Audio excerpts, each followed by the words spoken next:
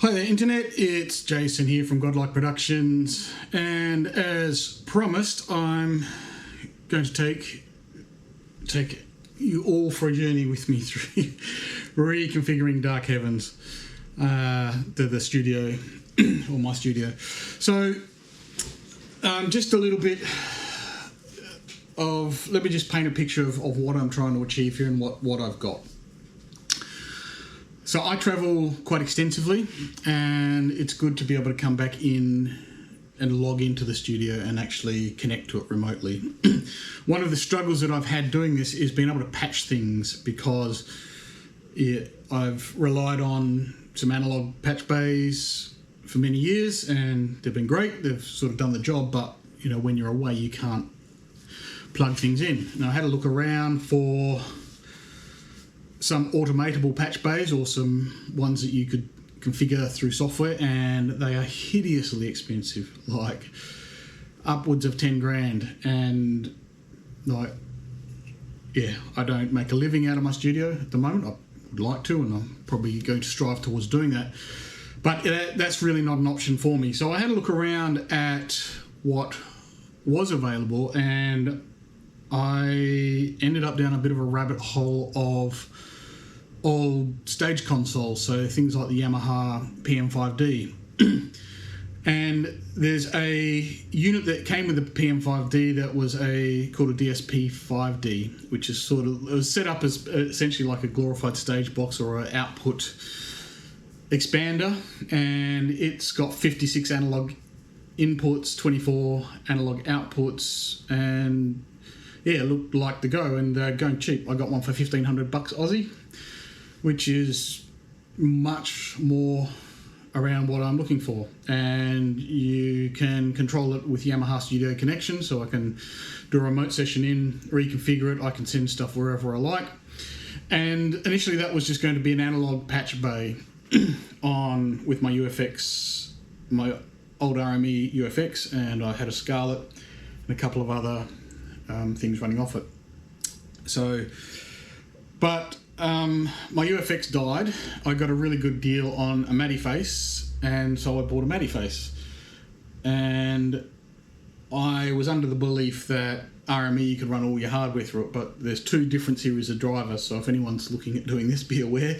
The UFX driver, the one that the original UFX came, is different to the midi face driver. So the midi face driver supports the midi face and the UFX3. Not sure about the UFX2, but there's a different generation. So I ended up getting a UFX3. I'm going to sell my original UFX off. It needed some repair, so that's gone back to Germany. It's now repaired and on its way back to me. And so suddenly I found myself with a whole bunch of I/O options that I never had before.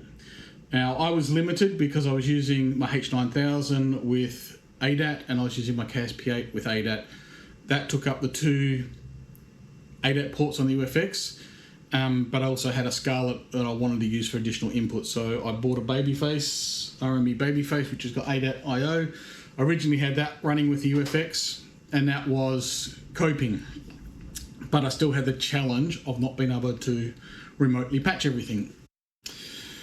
So we've moved on now. We've got the midi face, we've got the UFX3. Now they both support midi, and the DSP5D can take the Yamaha expansion cards. So I found some secondhand, a midi card and an extender card, connected those up, so I've got 32 midi I/O there.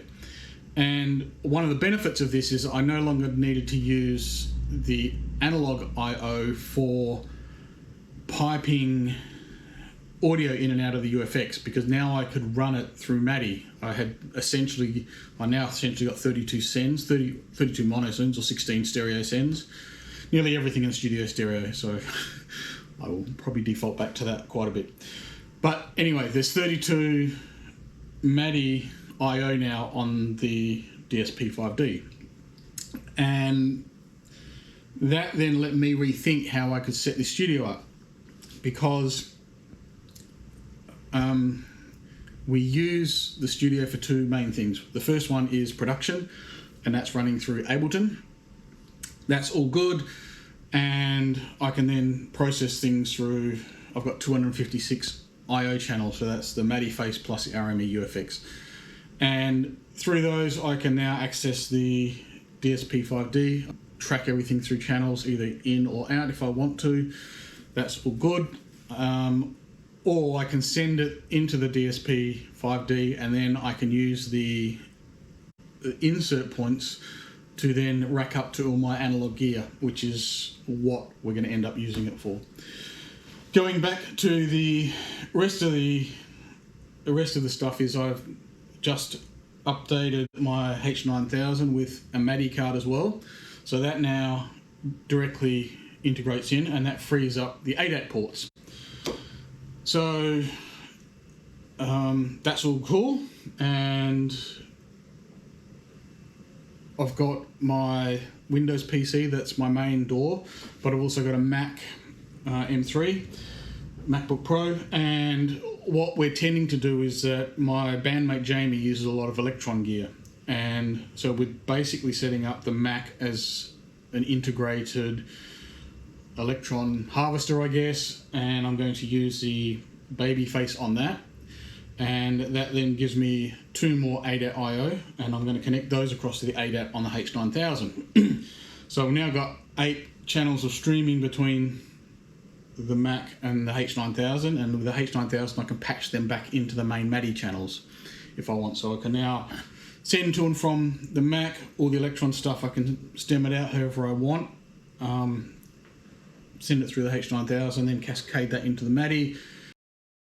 So the analog I/O that we end up with the main recording studio is the RME UFX. So let me take you for a little trip. So I have the RME UFX3. This takes 12 analog inputs and outputs, and then we have the Scarlett as well, and that, well, I'm going to relocate this, but there's another 8 I/O here that cascades into this via ADAT. The DSP-5D, we've got 56 inputs into there, 24 outputs, and that is mainly going to run the analog rack gear when we get to that. Additionally, there's another 8 analog I/O on the H9000, and what we're going to do with them is I can use the patching abilities of the H9000 to bring that in straight onto the MIDI bus that the H9000 is connected to. Right, across here we're going to have a patch bay. This is really where the live, when we're jamming, we've got live inputs here. So these are the analog inputs at the moment that I'm setting up that run over to the H9000. So there's 8 channels of I/O, and I'm going to mount the Scarlett up here, and there'll be 8 channels of I/O for the Scarlett here. So that will take care of all of our live jamming applications. I can bring all those in on individual channels, and then we can record either with Durek, which is the RME hardware stuff on the UFX3, or I can just demonstrate into Ableton. We're tending to do Durek more now, just because it simplifies all the latency calculations of all the different synths. So I'm going to do some sessions on how I'm going through setting this studio up. And the objective really is twofold. One, I want to be able to patch anything to anywhere. And secondly, I want to be able to configure it remotely so that I can log in and use, all my synths and effects and stuff on external sessions. Okay, so today, what we've done today is I've removed the old patch bay out of the top here because the synths that were going into that are now going to be patched into the DSP-5D. Move that across to here. I'm going to move the Scarlett across to here. I'm going to patch that in, and then we're going to run ADAT, some ADAT cables from here all the way around the back of the desk, and they're going to go into the second ADAT I/O on the RME UFX. I'm then going to run some ADAT cables from the H9000. They're going to come across back here to the Babyface, which lives under here, and the Mac normally gets set up here. So you'll have to excuse the mess because I'm in the middle of pulling things out, reconfiguring, so there's stuff everywhere. Right, so that's the objective for today. I've got a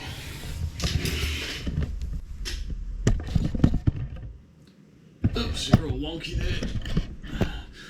I've got a live jam session coming on Sunday, so behind me here we'll set up a table, as you might have seen from some of the studio photos, with 3 artists on there, and I want to be able to patch them straight into this system and be able to use, you know, all the I/O and the mixing facilities that we've got to be able to stem it out, rather than having to rely on analog mixers, then bringing in a one of the problems with the analog mixers is that once we've recorded it, we can't go back and tweak the mix. So if there's something a little bit too loud or a little bit too soft, or we want to mute something out after the fact, can't do that.